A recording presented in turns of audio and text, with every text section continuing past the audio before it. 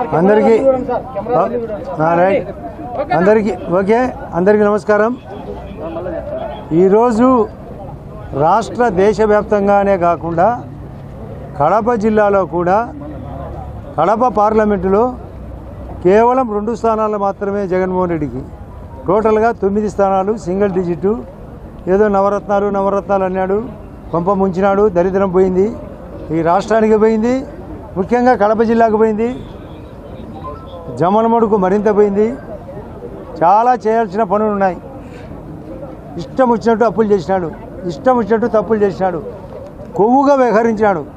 Local body మాదిరి ఎలక్షన్లు జరపాలని ప్రయత్నం చేసినాడు. ఎప్పుడైతే ఎన్డీఏ కూటమి జరిగిందో అధికారులకు, వ్యాపారస్తులకు, ప్రజలకు, యువతకు అందరికీ నమ్మకం ఏర్పడడం వలన, నాతో పాటు చాలామంది గట్టిగా సహకరించడం వలన మా కుటుంబంలో కూడా చిచ్చు పెట్టాలని చూసినాడు Jaganmohan Reddy.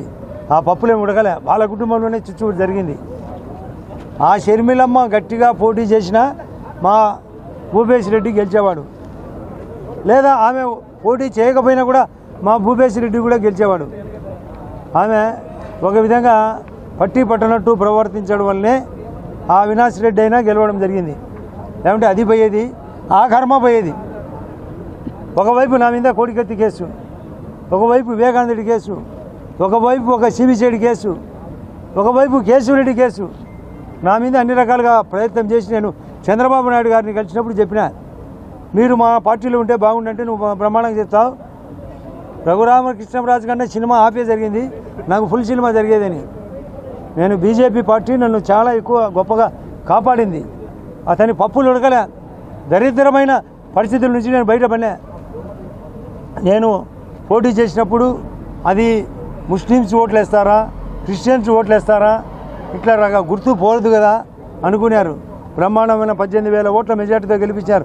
Muslims ward, Christian వార్డులోనే ఎక్కువ వచ్చినాయి ఓట్లు. అంటే ప్రజలు అనుకున్నప్పుడు, ఒక తీరు మార్చాలనుకున్నప్పుడు ముఖ్యంగా రైతులు కూడా రియాక్ట్ అయినారు. ల్యాండ్ టైటిలింగ్ యాక్ట్ అతనికి సమాధి కట్టడానికి ఉపయోగపడింది. ఉద్యోగస్తులు ప్రతి చోట వాళ్ళ యొక్క పోస్టల్ బ్యాలెట్ బ్రహ్మాండంగా ఇండియా కూటమికి వచ్చినాయి. కాబట్టి ఈ రాష్ట్రానికి, అందులో మీరు కూడా కోరిన ప్రకారం జర్నలిస్టులకు కూడా న్యాయం జరగాల, ప్రజలకు న్యాయం జరగాల. ఇక్కడ స్టీల్ ఫ్యాక్టరీ రావాలా, క్లస్టర్ ఇక్కడ ఉండే కొప్పర్తి క్లస్టర్ కూడా క్లియర్ కావాలా, నేషనల్ హైవేలు రావాలా. ఆ ఇండ్లు పూర్తిగా అయిపోయే పరిస్థితిలో ఉన్న వాటిని వెంబడే ఇప్పించే ఏర్పాటు, అంటే టిడ్కో హౌస్ ఇవ్వాలా, బ్యాలెన్స్ హౌస్ కట్టియాలా. అసలు కరువు వచ్చినా కూడా కరువు పట్టించుకోలే, రైతుల సమస్య పట్టించుకోలే, చేనేత సమస్య పట్టించుకోలే. చేపలు అమ్ముతానని చేప చుట్టుకొని పోయింది. పులివెందుల చేపలు అమ్మలేదు, ఆయన చేప చుట్టుకొని పోయింది. అసలు నాకు తెలిసి ఆయన అసెంబ్లీకి రాడు, పార్టీ 0. ఎందుకంటే పారిపోతాడు. మేము అడుగుతాం, అధ్యక్ష ఏదేదో చెప్పినాడు కదా, మాకు కొంచెం వివరం చెప్పని అడుగుతానే ఆయన 2 రోజులకు పారిపోయే రకం. ఆయన వ్యక్తిగతంగా మాకు తెలుసు, ఆయన పార్టీ తుడుచుకొని పోతుంది. ఏదో ఆమె ముందుగా షర్మిలమ్మ కూడా చెప్పింది, పోతాడు పొరకలు వేసుకొని అని. ఖచ్చితంగా జరగబోయేది అదే.